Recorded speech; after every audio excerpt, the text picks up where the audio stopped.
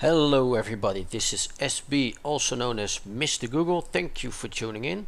Today I will bring you guys a video about a 1 versus 1 quick match versus a real life opponent, playing as the Blackjack General versus the Inferno General, and I will show you guys how with just one game I managed to get more than 1600 CP points while using the advantages of leveling up and my daily win.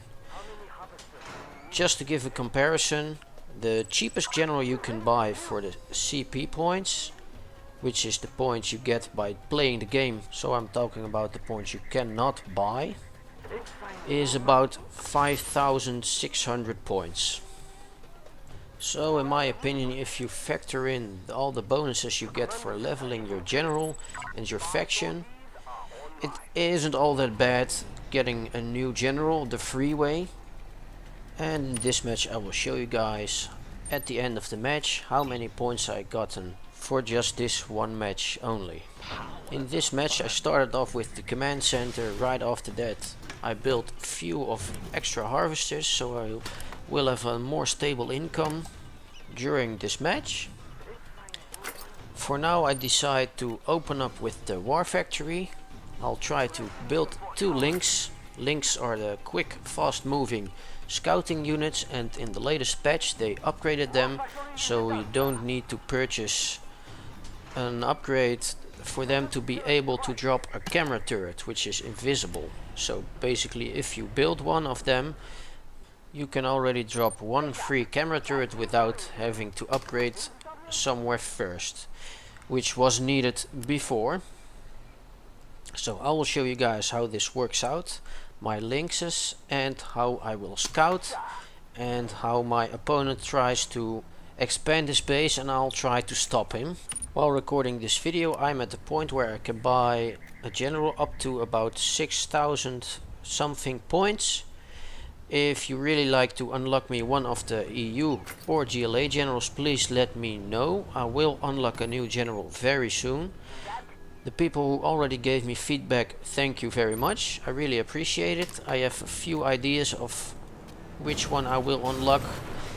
I am certain it will be one of the GLA or the EU. I'm leaning more towards one of the EU generals, just because that will bring me a better variety, and more people requested that. At this point I drove my Link scout units to his base just to harass my opponent, see what he's up to, what he's going to do to try to get to me. And while doing that I also have a hotkey for my bulldozer, so he can expand with a few oil derricks. I'll start off with a few oil derricks just because they're cheap and they give you extra income. As you can see here, I am shooting down a few of his harvesters, crippling his money or his money flow somewhat. Of course he tries to counter me by building some rocket squads, which will cost him quite some money to do so, and my Lynx units were cheaper than probably what he has lost at this point with just 2 units. And I almost forgot to mention you guys, I had the chance to drop the invisible spy camera turret from my Link scouting unit just before he died, so I have an open view in his base without him knowing that, which gives me the advantage to see what he's up to, how many harvesters does he have at that specific place for that time. At this time I was also pumping out a few more units while attacking him and expanding my base with oil derricks. I'll try to keep up with that, spend my money I have to keep my opponent busy and keep him from expanding, and try to expand myself. As you can see, I've sent out a few more units just to go in. I know he has a few units and it will probably not be enough for me using my current units I've sent there to kill my opponent, but it will do something else, which is bring my opponent's finances down, keep him busy while I'm buying time to expand more bases myself. Right here I will use the specific player power of this general, which is creating holograms, so your army looks bigger and you have a few, so to say, dummies, which will make your army look like it is bigger than it is in reality. At this point I had a little bit more firepower than my opponent. I also mixed it up a little bit, adding 2 Gatling tanks, just to be sure if he had some air units or was trying to do that. I would also be prepared for that, so he cannot destroy my incoming units with just 1 aerial unit. He tried to use his player power on my tanks, but I think I went out of there just quick enough. At this point he doesn't have all that much units left anymore. He will counter me a little bit, but I'll destroy as much as I can for as long as I can. I try to shoot down his barracks just because that's something where he can pump out rocket units, which are a pretty good counter for tanks in my opinion, very easily.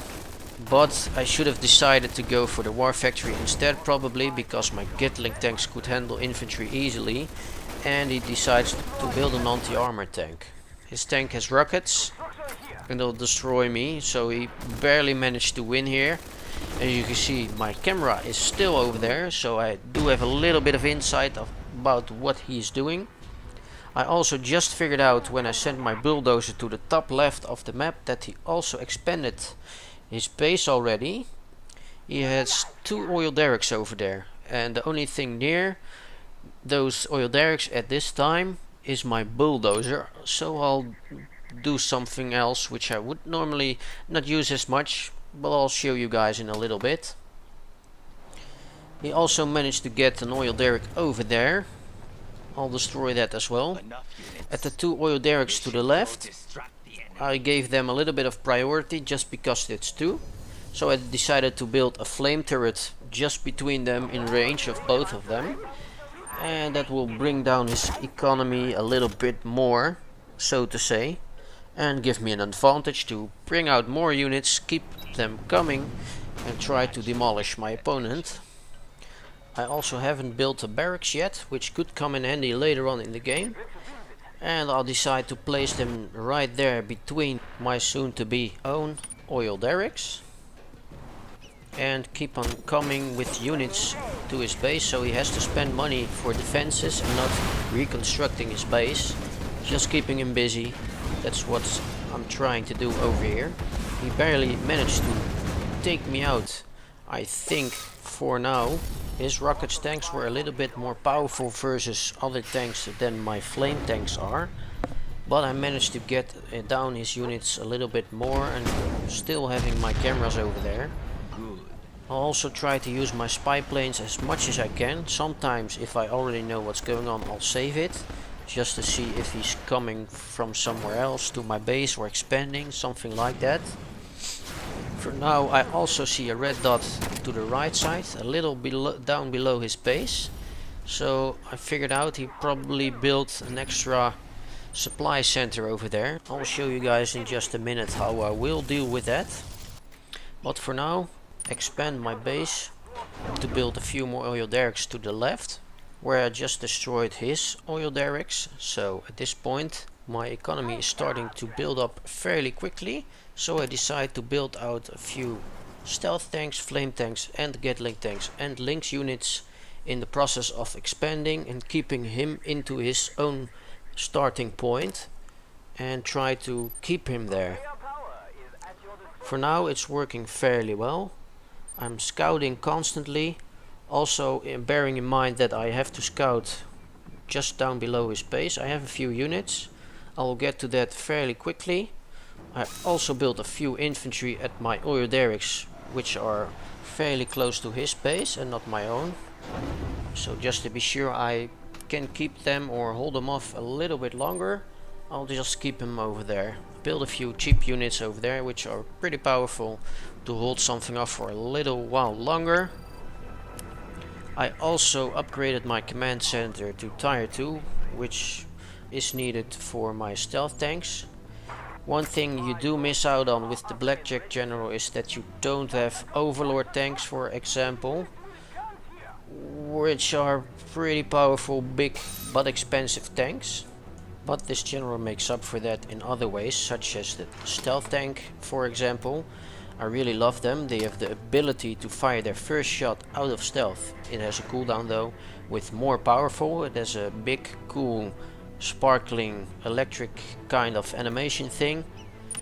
Fairly cool, fairly powerful. The tanks themselves have heavy armor, but compared to an Overlord tank they are not as strong, but they're also cheaper, so you can build more of them. Another advantage of course is the stealth. And at this point I also increased my base so much that I decided to take the remaining oil derricks and also take a few more supply centers, so I could almost infinitely pump out more tanks, which is my plan at this point. And here my scouting MiG units player power showed me that my opponent has a few more of those anti-tank tanks, so I have to deal with them when I go Zerg into his base later on. I will surely do that and I'll show you guys how. Just wait a little bit more. So far I really like the Lynx scouting vehicle. It has the free camera turret which you can deploy or drop off every few minutes or now and then, which will give me insight about where he is building oil derricks and or trying to go through the map. At this point in the match I am fairly confident that I could win or can win this match, just because I secured most of the map, most of the supply centers and most of the oil derricks. And about right now I decide to go in with a few units at my opponent's expansion, see what he's up to, use my player power to clone my army, so they could take a few hits on the dummy tanks or units or infantry. I find out that he only has one flame turret, which is fairly good, but not close to enough to bring my tanks or infantry down. I basically keep my opponent from expanding his base, getting more resources, and keep him trapped into the corner of his starting point where he spawned. A really great tip I could give you guys is to try to keep on spending your in-game money and also keep on racking up units, so you just keep on with building units as long as you can, as much as you can, while in the meantime also try to make sure you scout properly so you know what he's up to. If you know what your opponent is up to, you should be able to adapt to the situation and gain the most out of your spent credits on units. It basically comes down to countering your opponent's units and or buildings. If he is using a lot of anti-infantry, you shouldn't build a lot of infantry, and it goes the other way around for tanks and or airplanes, helicopters, etc. as well. I now have almost full control over the map. Almost forgot to expand my base near my starting point at the second supply center, fairly close to my original base, but I will do that at this point as well. As of now my opponent only has one supply stash to the left of his base, which could be occupied by him. I haven't scouted that particular supply stash yet, but I will do that, or try to do that, just to know if he did expand over there or if he didn't. I pretty much locked my opponent into the corner. I don't think, or I don't expect him to come out fairly quickly, because he does not have the money, as much as money as I have in the in-game currency.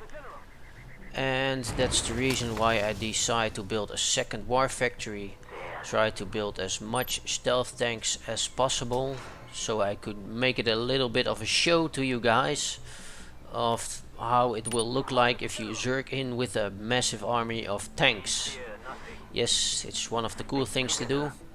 I could have probably won this game a little bit earlier if I just rushed in with a few more tanks, but just for the sake of the video I decided to build a lot more tanks than necessary and crush him with a massive army. For now I almost have all supply centers and oil derricks, so my opponent's chances are getting pretty much to zero, and that's why I'll try to scout, just keep making sure I am still on the winning hand at this point. So I'll built a few more tanks for a few minutes, about 2 minutes I think, something like that, to have the biggest army ever crushing my opponent, to finish him off and get a lot of points to get my new soon to be unlocked general. Also try not to forget to keep expanding your base and tech up all of your buildings and or factories, war factories, barracks, etc. just to make sure you have, for example, access to build the super weapon, which is something I will build as well, just so I have the extra, you could call it player power. One thing about the super weapon I'd like to say, I haven't said that before probably, is when you build it, don't make sure you don't build it near your war factory or something, because it will be revealed on the map for your opponent. You cannot hide it with your command center powers. So if you decide to build your super weapon in an expansion with other buildings around it, your opponent knows that you have expanded your base. One thing I really like to ask you guys is, I might have found a way to make it possible for people who do not own access to the Command and Conquer Alpha, which is a closed alpha by the way, to get access. Let me explain. I came up with an idea to give one of my faithful subscribers access to my Command and Conquer game with remote desktop access. I'm still looking into that, if it is legal to do so and if it is possible with my internet connection and most of my subscribers. One thing I really like to do is, if I give someone access, for example half an hour or an hour, it would be cool to make a video about this. Well, please let me know what you guys think, and let me know if you ever done something like this before. But I was brainstorming a little bit and it struck me as a little bit of an unorthodox idea, but it would be really nice to come back to all the people who left me nice comments and subscribe to my videos, to give someone access to the alpha without having the key yet. Please let me know down below in the comments, after you liked my video if you did, what you guys think about this. For now I'll start to roll in with my stealth tanks, zoom in just to show you guys. People asked me to do that, so I will do that when I have the opportunity. So please enjoy the moment of me finishing off my opponent with a massive army of stealth tanks.